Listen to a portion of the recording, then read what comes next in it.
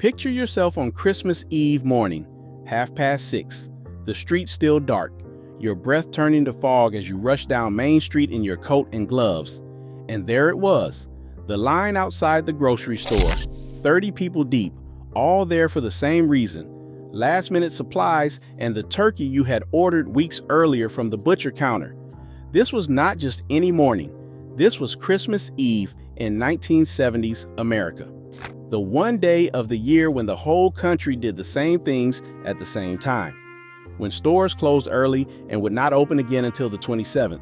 When last-minute panic mixed with holiday tradition. And when every family in America went through exactly the same routine. If you lived through it, you know this was not shopping.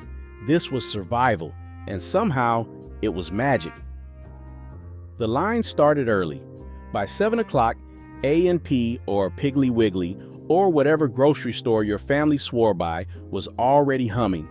The butcher counter in the back had a line of its own, folks picking up the turkeys they had ordered back in November, put their name down, paid a deposit, because if you did not plan ahead, you would be eating ham, or worse, nothing at all. The butcher knew everyone: Mrs. Henderson, Mr. Garcia, the Kowalski family. He would greet each customer, disappear into the walk-in cooler, and return carrying your bird wrapped in white butcher paper, heavy as a toddler, cold as ice. People stood stamping their feet in the parking lot, breath coming out in clouds. Nobody complained about the wait. This was Christmas Eve. This was tradition. Inside, the fluorescent lights buzzed. The linoleum floors were tracked with slush. Muzak Christmas carols played on a loop. Silver bells for the 40th time that morning. Shopping carts clattered. Kids begged for candy from the checkout displays. Mothers clutched handwritten lists, crossing off items with stubby pencils. By noon, the last turkey was collected. The store announced over the loudspeaker that they would be closing at 2 o'clock, and the real panic set in. Because once you had your turkey, you needed everything else. Bread, milk, extra butter, those last things you had forgotten, and the stores were closing early. The 5 and dime was the last stop. Woolworth's or Kresge's or the local Ben Franklin, packed to the rafters. Families fighting over the last box of candy canes, children tugging at their parents, begging for one more chocolate Santa. The candy counter was mobbed. Everyone grabbing handfuls of ribbon candy, peanut brittle, and those hard Christmas candies that tasted like your grandmother's house, filling little paper bags until they could not hold any more. Last-minute gifts: a bottle of Old Spice for Grandpa, evening in Paris perfume for Grandma, a tin of butter cookies to bring to your aunt's house tomorrow. Nothing fancy, nothing expensive, just enough to say you remembered. The cash registers rang constantly, coins clinked, dollar bills were counted out, and by 2 o'clock the lights flickered off, the doors locked, Main Street emptied, and Christmas had officially begun. The fear was real. Everything is closed.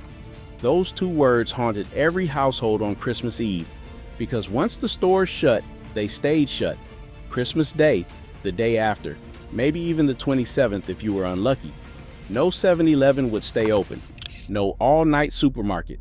If you forgot something, you did without, or you called a neighbor and hoped they had a spare can of evaporated milk for the pumpkin pie. People bought bread like they were preparing for a blizzard. 2 loaves, 3 loaves stuffed in the bread box, even though it would be stale by the weekend. Extra milk, glass bottles, or plastic jugs crowding the refrigerator shelf. Cans of everything: green beans, cranberry sauce, chicken broth, just in case. Running out was not an option. There was nowhere to go. Back home, the real work started. The turkey, enormous, frozen solid. Sitting in the sink because your refrigerator was too small, the avocado green or harvest gold box humming in the corner of the kitchen could barely hold a gallon of milk and last night's casserole. It certainly couldn't fit a 20-pound butterball, so into the sink it went, cold water running over it. Hours of waiting while it thawed, slowly, very slowly. Your mom checked it every hour, pressing the skin, peering inside the cavity, worrying. Because if it didn't thaw properly, Christmas dinner was ruined and there was no backup plan. The stores were closed. The butcher had gone home. This turkey was it. Meanwhile, the potatoes, mountains of them, russets, 5 pounds, 10 pounds, sitting in a paper bag on the counter. You sat at the kitchen table with a peeler and a bowl, scraping off the skins, one after another, one after another. Your fingers pruned, potato peels piled up like brown ribbons. Your mom said she needed them ready for mashing tomorrow. You suspected she just liked keeping you busy, but you did it anyway, because on Christmas Eve, everyone helped, even if helping meant sitting for an hour with a pile of potatoes the size of a basketball. The pies came next. Pumpkin pie from scratch, or close enough, Libby's canned pumpkin mixed with evaporated milk and eggs and spices poured into a Pillsbury crust, pecan pie with Caro syrup, sticky and sweet. Maybe an apple pie if Grandma was coming, because that was her favorite. The kitchen smelled like cinnamon and nutmeg and butter. Flour dusted the counter. The oven door opened and closed a dozen times as your mom checked, rotated, worried. And the Jell-O mold, that wobbly, shimmering creation that appeared at every holiday gathering. Lime green with canned pear halves suspended inside, or red with Cool Whip folded in and marshmallows floating throughout. It sat in the refrigerator, taking up the space the turkey should have had, jiggling every time someone opened the door. It looked like something from another planet. It tasted like childhood, and no Christmas Eve was complete without it. Evening arrived. The house smelled of preparation, onions sautéing for the stuffing, butter melting in a saucepan, the faint sweetness of sugar cookies baking in the oven, star shapes and Christmas trees ready to be frosted and sprinkled by eager little hands. Some dads did not make it home right away. They had slipped out hours earlier, saying just running to the hardware store, but somehow ended up at the corner bar or the VFW hall for a quick drink. One beer to toast the season. One became two became four, and by the time they walked through the door, rosy-cheeked and sheepish, the cookies were cooling and their wives were not impressed. But the bar on Christmas Eve was packed, standing room only. Every regular crammed in, decorations from 1968 still hanging from the ceiling, paper bells and plastic holly, a strand of tinsel wrapped around the Schlitz sign, and everyone in good spirits. The bartender kept the TV tuned to a football game nobody was really watching, poured drinks until his arms ached, and did not rush anyone out because it was Christmas Eve and some traditions were worth bending the rules for. And then the drinks came out at home. The fancy ones, the bottles kept in the liquor cabinet for special occasions. Eggnog, thick and creamy, spiked with bourbon or rum for the adults, served plain for the kids with a sprinkle of nutmeg on top. Your mother ladled it into cups, the crystal punch bowl making its once-a-year appearance. Tom and Jerry's, if your family was from the Midwest, warm, frothy, sweet, served in special ceramic mugs that said Tom and Jerry on the side, brought down from the top shelf where they had sat since last Christmas. Brandy Alexander's for the ladies, whiskey sours for the men, Harvey Wallbangers if someone was feeling fancy, and for the kids, Shirley Temples, 7-Up with grenadine and a maraschino cherry, served in a grown-up glass so you could feel sophisticated.